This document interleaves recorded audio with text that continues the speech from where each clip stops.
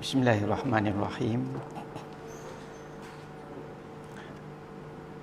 Alhamdulillahirabbil alamin. Wa bihi nasta'in. Wassalatu wassalamu ala Rasulillah wa ala alihi wa sahbihi wattabi'ina lahum bi ihsanin ila yaumiddin. Amma ba'du.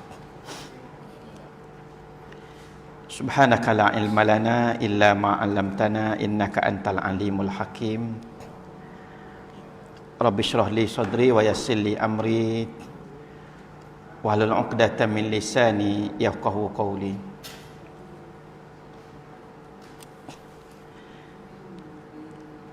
Imam Abu Lais As-Samarqandi meriwayatkan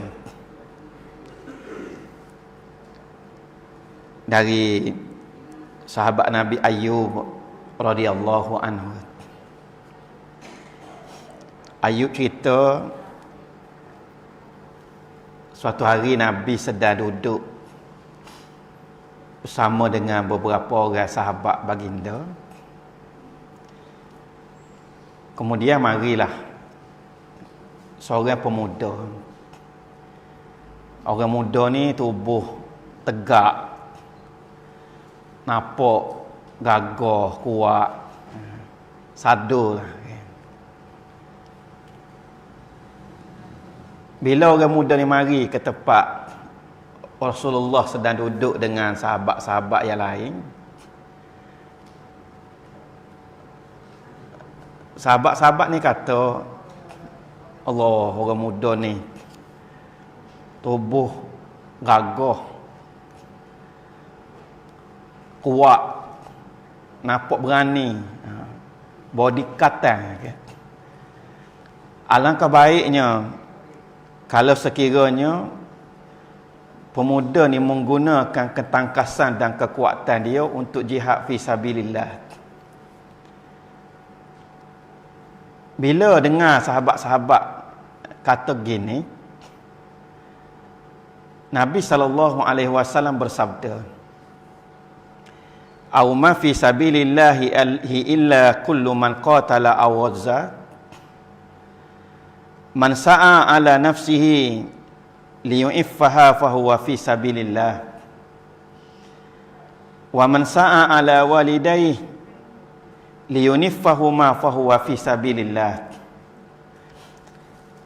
wa man sa'a ala iyalihi liyu'iffahum fahuwa fi sabilillah wa man sa'a makasiran fahuwa fi sabilis syaitan."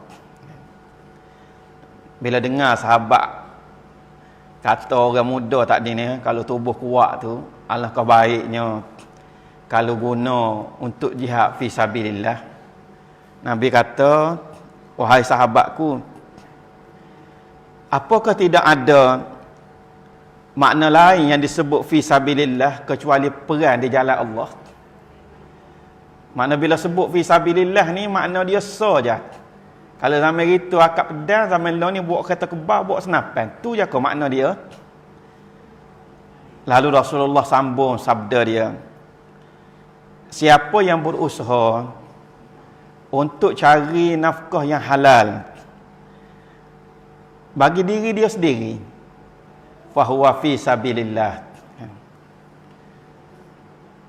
Bangun pagi-pagi, tubik cari rezeki. Untuk siapa? Untuk diri sendiri. Nak cari rezeki yang halal dan berkah. Nabi kata, fahuwa fi sabilillah. Dia sedang bekerja di jalan Allah. Siapa yang berusaha cari nafkah untuk bantu kedua ibu bapa dia yang telah tua, fahuwa fi sabilillah, maka dia adalah fi sabilillah. Nabi sambung lagi sabda dia, siapa yang berusaha kerja untuk belanja anak dan keluarga dia daripada yang halal dan berkat, maka dia juga fi sabilillah. Dan siapa yang berusaha bekerja untuk menimbung kekayaan dengan tujuan untuk kesombongan, fahuwa fi sabilis syaitan, maka dia fi sabilis syaitan. Rasulullah nak ajak sahabat-sahabat baginda faham makna fi sabilillah dengan maksud yang luas. Perang satu daripada fi sabilillah. Tapi perang ni bukan suka-suka nak perang.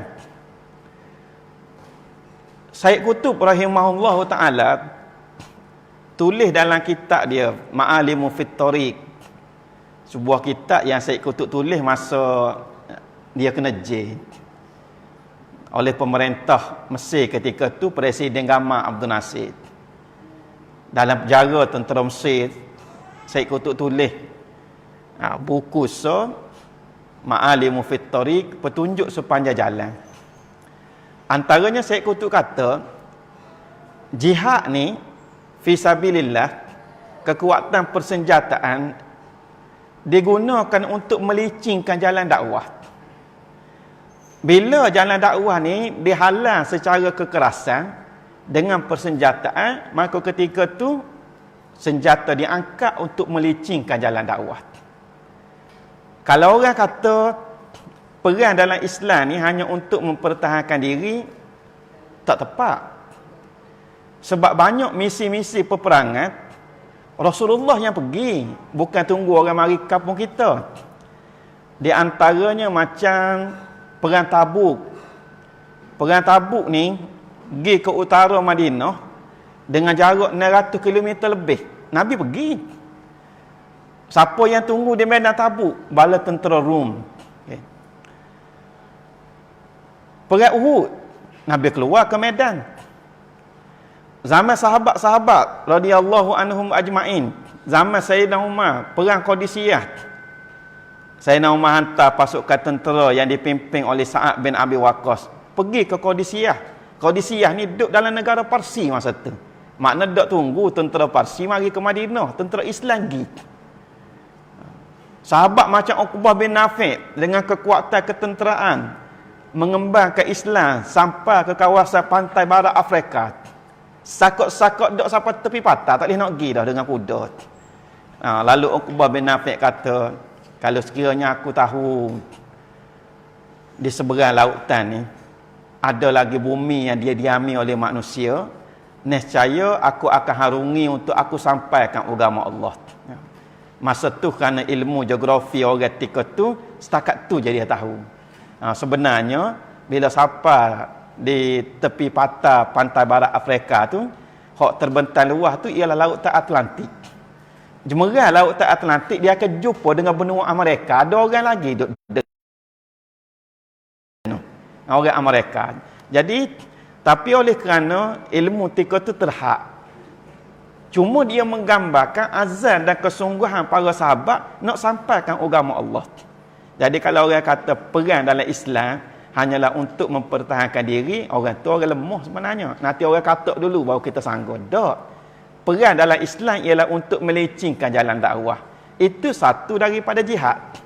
Tapi Rasulullah lebih baik daripada duduk bawah tu kata ada. Biarlah kita duduk pada kedudukan orang yang memberi. Nak suruh kita boleh beri, kita kena kerja. Kerja cari rezeki yang halal. Sayyidina Umar pernah satu pagi jalan ronda tengok rakyat,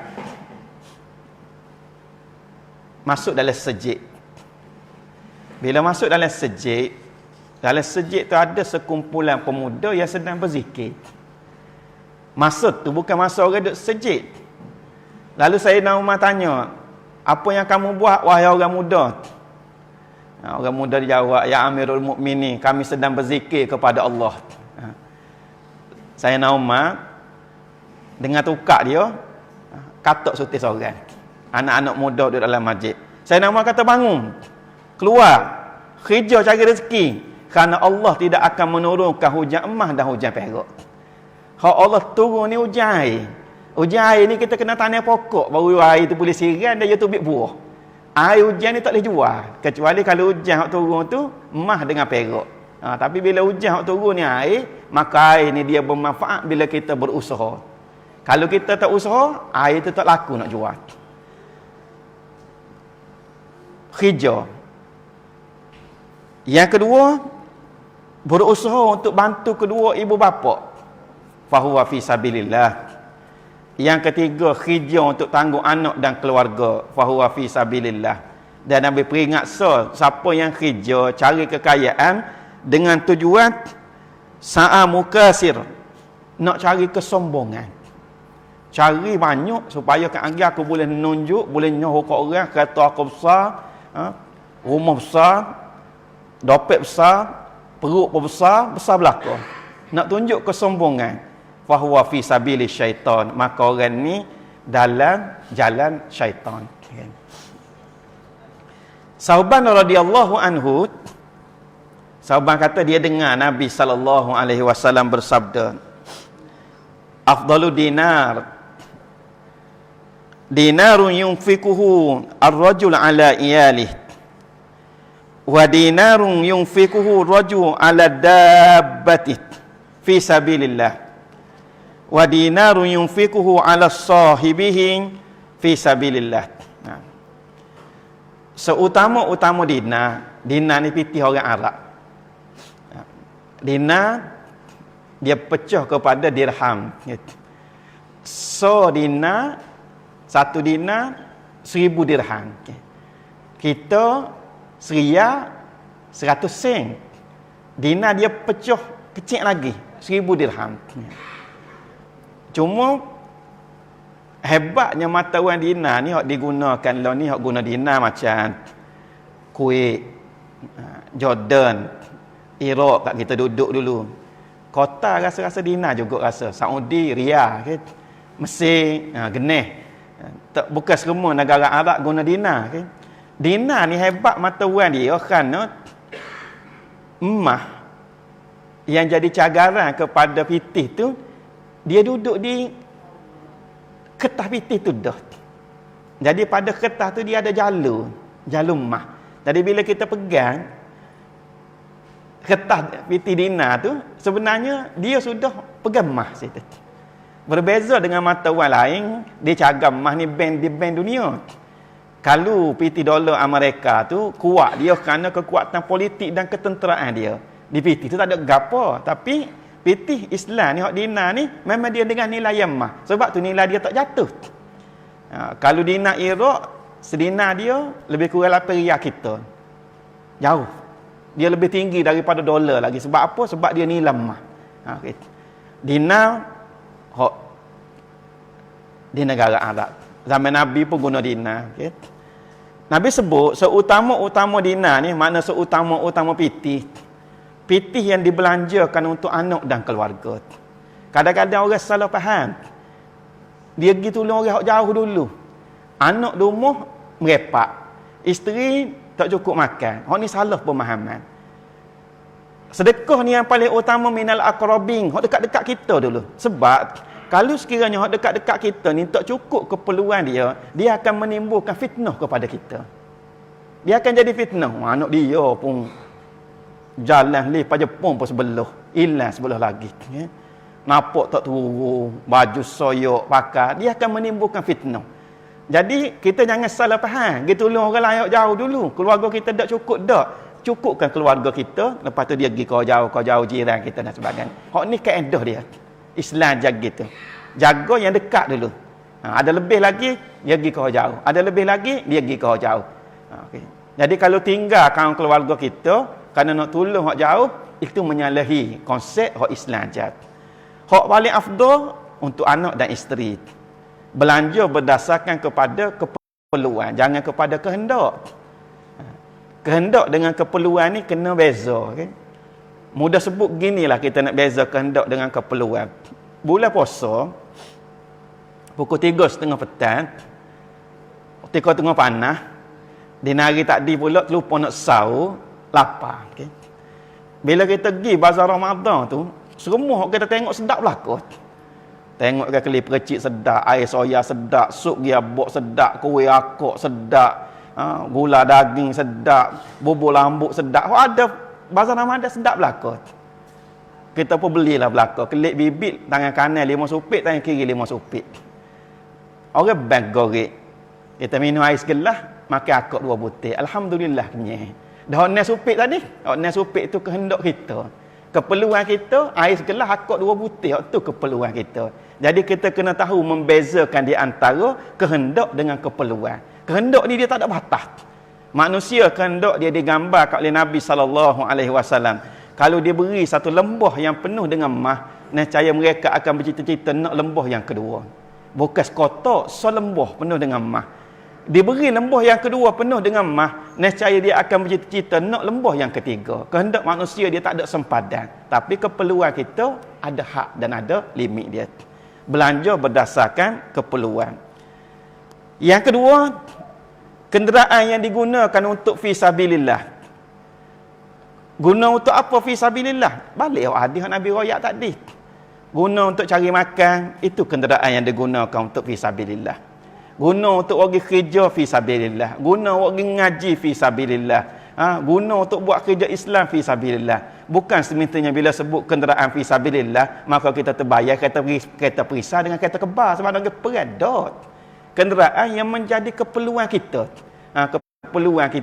Keperluan ni berdasarkan kepada keadaan seseorang. Tak sama. Allah dia beli minibus dah anak dia 15, biar dia belilah. Keperluan dia gitu. Takkan dia nak beli kaca. Kita nak 2 orang cukup dah kaca. Jadi tarikh keperluan dalam Islam dia tak sama di antara seorang dengan seorang. Berdasarkan kepada keperluan. Kita duk seorang motor cukup dah. Dia anak 5 kena beli kereta barulah cukup. Berbeza di antara seorang dengan seorang, sebab tu Islam sebut keperluan. Tak semestinya gini. Sebab tu adil dalam Islam ni bukan sama. Kita pergi bantuan. Sebuah rumah hak ada 2 orang anak, kita beri sekapit beras. Kita pergi lagi sebuah rumah dia ada 6 orang anak. Kalau kita beri sekapit juga beras, tak adil. Hak 6 orang anak kena beri 2 kapit ataupun 3 kapit baru adil. Adil dalam Islam bukan makna sama. Kalau adil di kalangan orang barat dia mesti sama. Dalam Islam tak. Adil ni berdasarkan kepada keperluan. Tu makna adil. Kenderaan yang digunakan fi sabilillah. Dan yang ketiga Nabi sebut kenderaan yang digunakan dibelanjakan untuk kawan-kawan yang sama-sama jihad fi sabilillah.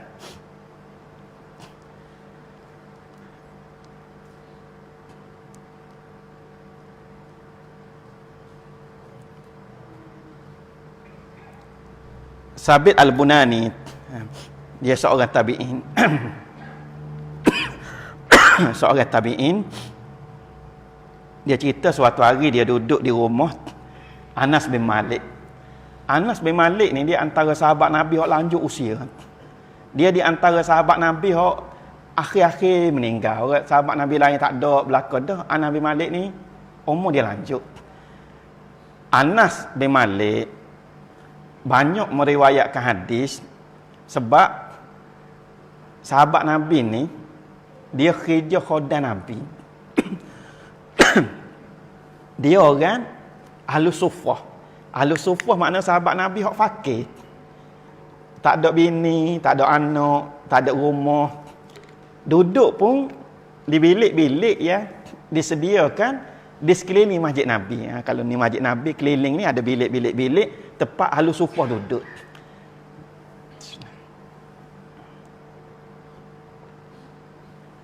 Di antara Ahlus Suffah ialah Anas bin Malik.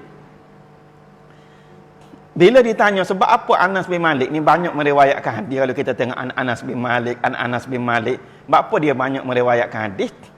Sebabnya bila dia sebagai khodam Nabi, dia selalu duduk sekali dengan Nabi. Orang lain ada pergi kerja merah, pergi nego, pergi nanah. Dia ajak pagi-pagi gelap duduk dengan Nabi. Bila dia banyak duduk dengan Nabi, hak Nabi kecek dia boleh dengar, hak Nabi suruh dia bertahu, hak Nabi lari dia tahu, hak Nabi duduk dia tahu. Menyebabkan dia banyak meriwayatkan hadis kerana banyak masa dia habiskan bersama Rasulullah. Ni kelebihan Anas bin Malik walaupun dia ni seorang Ahlus Suffah, fakir tak ada gapo satu. Dan dia lanjut umur. Lanjut umur seorang tabi'in, Sabit Al-Bunani radhiyallahu anhu. Tabi'in ni maknanya orang yang tak dan jumpa dengan Nabi tapi dan jumpa dengan sahabat Nabi. Sahabat ni orang dan jumpa dengan Nabi, kemudian beriman dengan Islam yang Nabi bawa. Kalau dan jumpa macam Abu Jahal, Abu Lahab, itu dan jumpa juga. tapi tak beriman. Waktu tak dipanggil sahabat. Ataupun orang ni dia hidup sezaman dengan Nabi. Di antaranya ramai orang yang masuk Islam di Yaman. Bila Muaz bin Jabal pergi berdakwah di Yaman, setahun Muaz bin Jabal duduk di Yaman. Masa nak berangkat meninggalkan Madinah, Rasulullah hantar di sempadan kota Madinah. Rasulullah dah bersabda kepada Muaz bin Jabal, "Wahai Muaz, kamu mungkin tak akan bertemu lagi denganku di dunia selepas daripada ini." Tadi Muaz pergi setahun. Sehingga dia berjaya menjadikan Islam ni topik orang kecil di setiap rumah di Yaman. Sore-sore dia Muaz bin Jabal begitu. Jadi ramai orang masuk Islam. Walaupun dia masuk Islam, masa tu Nabi ada lagi di Madinah, tapi kerana tak dah jumpa dengan Nabi, tak dipanggil sahabat juga. Sahabat ni hok dah jumpa dan beriman dengan apa yang Nabi bawa, dan kecek dengan Nabi dan kelih Nabi, hok ni orang panggil sahabat. Bila lepas tahun Muaz bin Jabal kelih semula ke Madinah, benar sebagaimana yang disabdakan oleh Nabi sallallahu alaihi wasallam. Nabi dah wafat dan Muaz cuma dapat menziarahi makam Nabi sallallahu alaihi wasallam. Sabit Al-Bunani ni tabi'in. Dia kata suatu hari dia duduk rumah Anas bin Malik. Anas cerita dia dengar Nabi sallallahu alaihi wasallam bersabda, "Inna Allah azza wa jal qad damina dainal 'abd idza stadan fi salasat ahaduhuma min qablin nikah mukhafatal fujur summa lam yakdir ala qada'iha hatta mat faqad daminallahu dainahu an yakdiya anhu yaumal qiyamah wasani dainahu li'anatil muslimin lil khuruji ilal ghazwi wasalis iza stadan likafanil mayyit fa inna Allah ta'ala yurdi khusama'ahu yaumal qiyamah." Anas bin Malik kata dia dengar Nabi sallallahu alaihi wasallam bersabda, sesungguhnya Allah jamin hutang seorang hamba, hutang kita lah manusia ni, sekiranya dia berhutang dalam 3 keadaan. Jamin kan, kalau kita jamin atas dunia ni, Tuan Lawyer Fendi tahu sangat. Kalau kita jamin, peminjam tak boleh nak bayar, bank akan cari kita, tak ada apa-apa dia tak cari dah peminjam. Kita pula tak boleh bayar, kita lah kena potong gaji lepas pada tu. Jamin ni maknanya bila kita tak boleh bayar, penjamin akan tolong bayar. Hak ni kalau atas dunia, hak ni Allah Taala jamin. Inna Allah azza wa jal qad dhamina dainal 'abd. Sesungguhnya Allah Taala menjamin hutang seorang hamba. Izastadan fi salas. Kalau sekiranya berhutang ni dalam 3 keadaan. Hak yang pertama, orang yang berhutang kerana nak nikah. Bapa nak nikah? Sebab takut terjerumus dalam maksiat. Tak ada piti doa lalu berhutang. Selesaikan benda-benda yang wajib. Bukanlah keduri 4 hari 4 malam. Selesaikan benda-benda yang wajib. Dengan berhutang. Kemudian dia tidak mampu bayar, siapa mati. Sesok doa hutang nikah mula, pas mati tak dia nak bayar. Dia nikah buat apa? Nikah kerana nak elakkan daripada terjerumus dalam maksiat. Maknanya wajib dia kena nikah. Maka Allah jamin akan bayar hutang dia pada hari kiamat. Sikit lagi bila orang dia pinjam atas dunia dulu, mari tutup hutang di hadapan Allah, Allah bayar hutang dia. Kita nak bayar tak ada dah. Allah jamin. Yang kedua, jika hutang kerana nak bantu seorang Muslim yang keluar untuk jihad fi sabilillah. Seorang Muslim keluar untuk jihad fi sabilillah. Apa makna jihad fi sabilillah? Balik pada hadis mula-mula tadi. Jangan sepik makna jihad fi sabilillah ni kerana orang nak pergi perang, jangan. Orang nak pergi ngaji ilmu, orang nak pergi cari rezeki. Orang ni ialah orang yang keluar jihad fi sabilillah. Dengan makna yang luas yang Nabi tegur sahabat-sahabat bila sahabat kata, alangkah baiknya kalau orang yang gagah, tubuh katan, tangkas ni, gunakan ketangkasan dia untuk jihad fi sabilillah. Lalu Nabi pun royak makna jihad yang lebih luas. Kita ada orang nak keluar fi sabilillah, tak ada piti. Kita nak tolong, kita pun tak ada piti. Maka kita berhutang. Tak boleh nak bayar pas mati. Allah jamin, Allah akan tolong bayar hutang ni. Kemudian yang ketiga, hutang untuk kapan orang mati. Zaman itu jangan main. Zaman lon ni kain kapan banyak di jabat tu. Kita berasa dalam banyak-banyak benda bagi ada di jabat tu. Hak orang tak berebut saja sek pengurusan jenazah. Kalau go lain orang pakat nak belaka kursi roda tu dia nak lagi. Bawa kursi roda dengan kereta. Berhenti minum air kedai. Dia tanya nak gimana nampak kursi roda atas kereta tu nak masuk kampung sikit ada orang kena stroke. Nak pergi kursi roda. Dah mana pergi ambo etek. Dah demo ke segar mega. Cedan dia kata takut-takut tadi nak jalan ke lagi. Kata kita pakat-pakat doa lah biar rumah kita tak ada kursi roda. Tak ada kursi roda, tak ada katil orang sakit biar tak ada. Tapi kalau ditakdirkan kena pakai, kalau ambo ada lagi royak je berita insya-Allah kita atas segera. Makna kursi roda tu ada lagi orang nak. Tapi kalau set pengurusan jenazah biar orang lain dulu lah. Tak apalah kita lama-lama sikit pun. Hak ni saja orang tak berebut. Zaman dulu macam Sultan Salahuddin Al-Ayyubi. Sultan Salahuddin ni memimpin bala tentera hebat pertempuran dengan tentera Salib yang dipimpin oleh Raja Louis.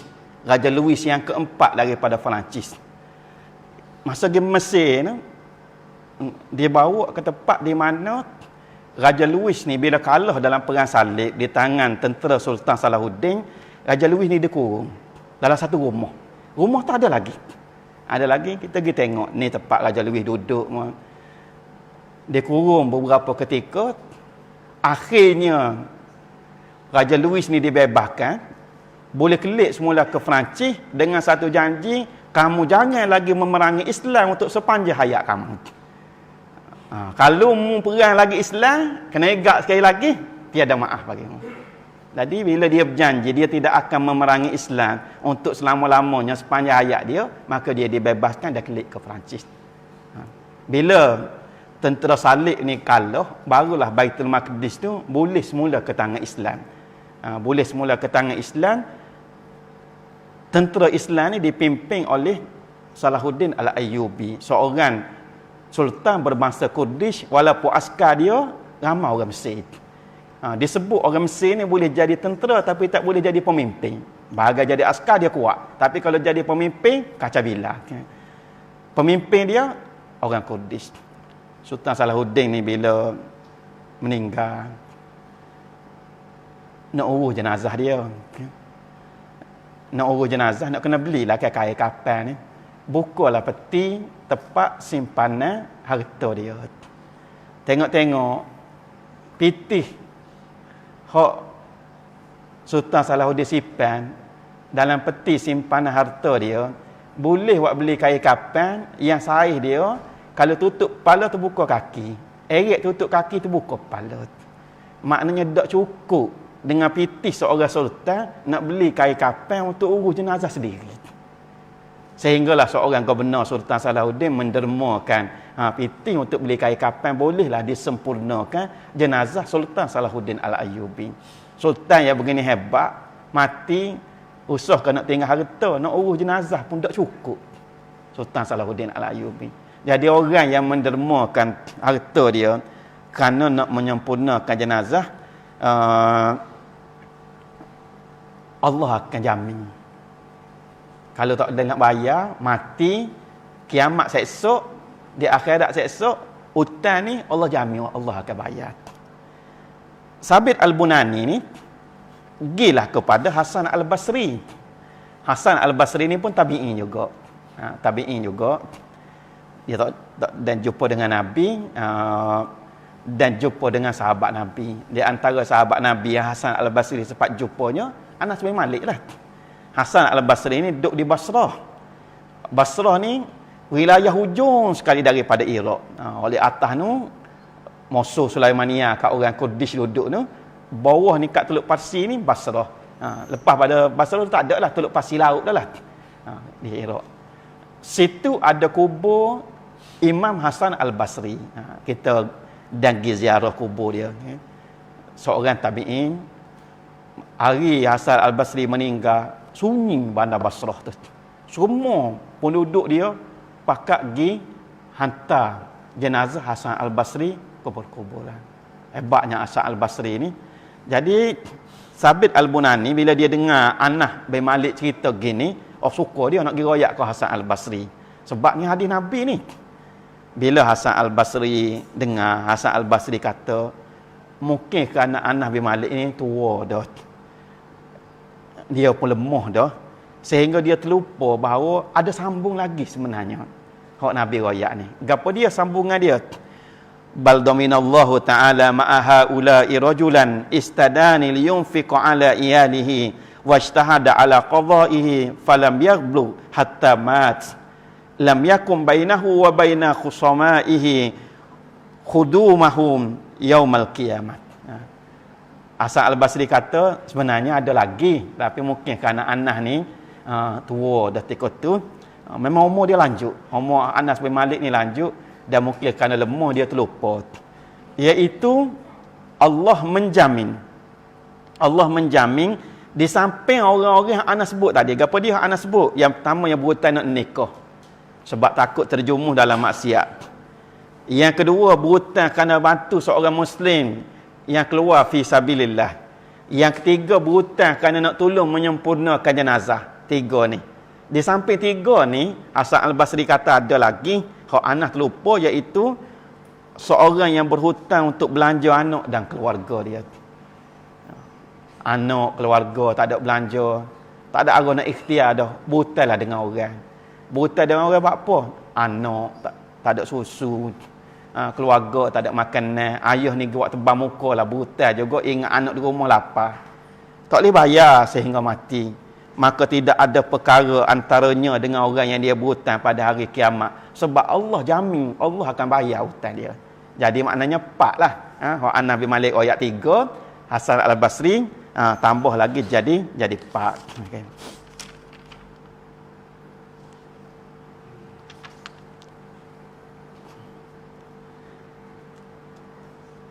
Abu Hurairah radhiyallahu an. Abu Hurairah seorang lagi Al-Suffah. Ya. Kalau orang Syiah di Iraq dulu, saya Syiah di Iraq, hadis Abu Hurairah ni memang dia tolak mentah-mentah lah. Kita tanya apa tolak, dia kata mau tahu dah Abu Hurairah masuk Islam bila? Kita kata tahu. Dia orang dengan orang Arab ni, kalau nak bahas dengan dia, kita kena tahu asal-usul. Kalau nipi-nipi memang nyalikut ke dia je. Ya. Paling penting susu galuh keturunan orang yang kita nak kecek, kita kena tahu. Okay? Kalau contohnya Abdullah bin Ubay, tak cukup lagi bagi dia Abdullah bin Ubay bin Sahlu, biar kita tahu lebih daripada tu. Ni style orang Arab. Dia agak mendalam. Okay? Dia kata, mu tahu tak Abu Hurairah tu masuk Islam bila? Kata tahu. Abu Hurairah masuk Islam lewat tahun ke-6 Hijrah. Baru masuk Islam. Dia mari daripada Yaman. Sebatan kara juga. Mari ke Madinah. Duduk di Madinah sebagai ahli suffah. Orang fakir. Tak ada anak, tak ada bini, tak ada keluarga. Dan Abu Hurairah pun khadan Nabi juga. Sama macam Anas bin Malik.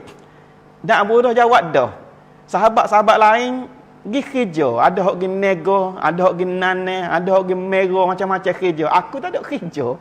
Kerja Abu Hurairah ni jadi khadan Nabi. Bila dia khadan Nabi, dia selalu duduk dekat dengan Nabi. Sama macam Anas bin Malik. Sebab tu dia banyak meriwayatkan hadis. Kerana dia selalu ada bersama-sama dengan Rasulullah sallallahu alaihi wasallam. Nama dia lain, cuma oleh kerana dia beri ke kucing.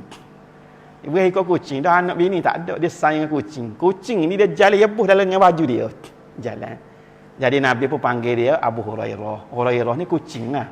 Kucing orang Arab ni banyak bahasa dia panggil. Kalau di Iraq, bazunah, kucing juga. Kitung, kucing juga. Hirung, kucing juga. Hurairah, kucing tina, kucing juga. Benar sama je, tapi panggilan tu berbeza-beza. Jadi Abu Hurairah ni sahabat Nabi, hak sangat sayang kepada haiwan. Haiwan ni kucing. Jadi dia dipanggil Abu Hurairah. Abu Hurairah kata, inna fis samai malakain ma lahuma amalun illa yaqulu ahaduhuma Allahumma ati limunfiqin khalaqa wa yaqul akhar Allahumma ajil limumsikin talafa. Okay. Abu Hurairah kata Nabi sallallahu alaihi wasallam bersabda, Di langit ada dua malaikat yang tak ada kerja. Kerja dia ni hanyalah berdoa. Berdoa bila tubik tarik. Tak ada kerja lain. Makan minum, dok dia.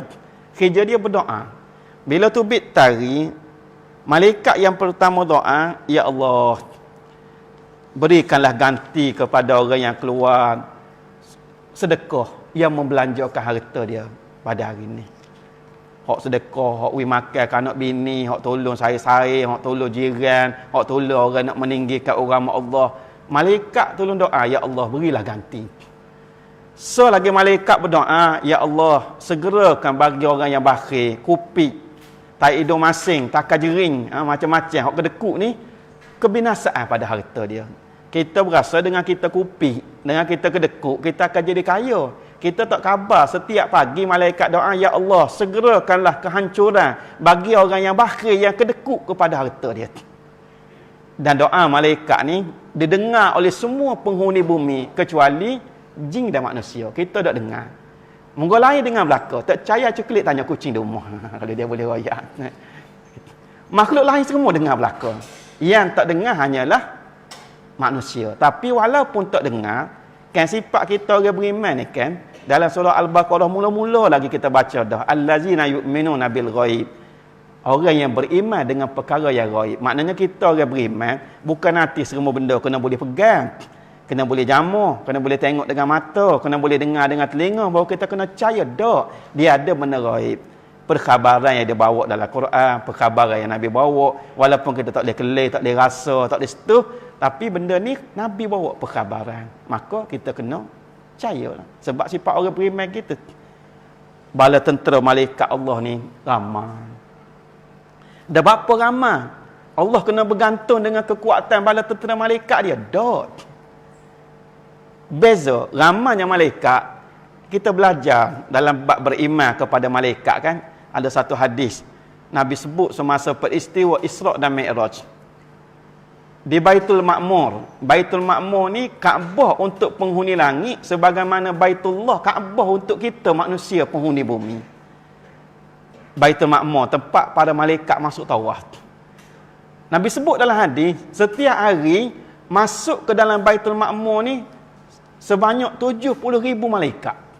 Dan malaikat ni sepanjang kejadian dia sekali je diizinkan masuk ke Baitul Ma'mur. Masuk hari ni, esok tak boleh dah. Malaikat lain pula nak masuk. Kita haji boleh pergi 5-6 kali, malaikat tak. Baitul Ma'mur sepanjang kejadian malaikat sekali je boleh masuk. Banyak kalau sehari masuk 70,000. Hak masuk 70,000, esok tak boleh nak masuk dah ni. Lusa 70,000, tolak 70,000. Daripada sejak dijadikan malaikat sampai hari kiamat 70,000, 70,000, 70,000 masuk. Ramai mana bala tentera malaikat Allah. Dah apa Allah lemah sehingga terpaksa bergantung kepada malaikat? Tak. Ramainya malaikat sebagai bala tentera Allah ni menggambarkan agungnya kerajaan Allah. Sebab keagungan ni digambarkan dengan kekuatan. Contohnya seorang mengaku beta raja. Dan mana menteri tuanku? Tak ada. Bala tentera tuanku tak ada. Beta seorang je. Dan rakyat tak ada juga beta seorang. Ni nak bawa pergi cek di hospital. Ada something wrong. Bila satu kerajaan, kekuatan dia di antaranya inilah. Kekuatan bala tentera, ramanya rakyat, kekuatan menteri, kekuatan anak-anak buah di bawah, ni kekuatan. Kalau seorang, dia tak nampak hebat. Tak nampak hebat walaupun dia mengaku hebat. Jadi bala tentera Allah ni, dalam bentuk bala tentera malaikat, terlalu ramai. Ada dua, orang tak ada kerja, kecuali kerja dia doa je. Tubik tari, ya Allah, berilah ganti kepada orang yang belanjakan harta dia. Malaikat tolong doa. Sebab tu orang yang belanja harta di jalan Allah ni kan, belanja untuk anak isteri, belanja untuk fisabilillah, belanja untuk buat benda baik. Kita tengok senang. Senang. Islam aja nak kaya dengan bersedekah. Orang kafir aja nak kaya dengan menabung. Kita dengan sedekah. Sedekah Allah gati. Lepas tu bila harta ni berkat, di antara ciri harta yang berkat, yang pertama mencukupi, yang kedua dia berkekalan. Sikit tapi beli kereta dengan Piti yang halal berkat. Naik kereta molek-molek, tak punah tengah jalan, tak accident, berkekalan. Okay? Sebab antaranya dia doakan oleh para malaikat. Akhir sekali, Nabi SAW bersabda, "Man talabad dunya halalan istighfafan anil mas'alah wa sa'yan ala iyalihi wa ta'tufan ala jarihi jaa yaumal qiyamah wa wajhu kal qamar lailatal badr wa man talabad dunya halalan mukasiran mufakhiran muraiyan laqiyallahu yaumal qiyamah wa huwa ghadban." Nabi bersabda dalam hadis, siapa yang cari dunia yang halal untuk mencukupkan keperluan supaya dok mitok-mitok dengan orang, dan berusaha untuk anak dan keluarga dia. Yang pertama untuk diri, yang kedua untuk anak dan keluarga, dan untuk membantu tetangga-tetangga. Kita cukup dah, anak bini kita cukup dah, tengok pula tetangga-tetangga, jiran-jiran keliling kita. Maka orang ni akan datang pada hari kiamat, wa wajhuhu kal qamari lailatal badr, muka dia, wajah dia serupa bulan yang penuh purnama. Lailatul badr, bulan purnama. Comel lah maknanya. Muka sinar berseri serupa bulan purnama. Wa man talabad dunya halalan, siapa yang mencari dunia yang halal, mukasiran, dengan tujuan nak banyak-banyak, mufakhiran, kemudian berbangga-bangga, nak sombong, muraiyan, nak bermuka-muka, nak nunjuk-nunjuk ke orang, maka dia akan menghadap Allah pada hari kiamat, wa huwa ghadban, dan Allah murka kepadanya.